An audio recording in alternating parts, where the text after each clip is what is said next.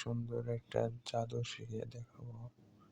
প্রথমে আমি একটা প্লেট নিয়ে নিলাম এবং একটি মোম এবং একটি গ্যাস লাইট নিলাম। এখন মোমটি মাছ বরাবর রেখে দিলাম। প্লেটে কিছুটা পরিমাণে পানি দিয়ে দেব।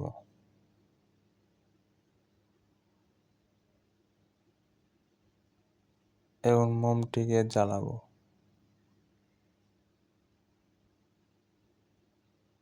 মোমটিকে জ্বালানোর পরে দেখেন আমার হাতে থাকা একটি গ্লাস নিয়ে মোমের উপরে দিয়ে দিব।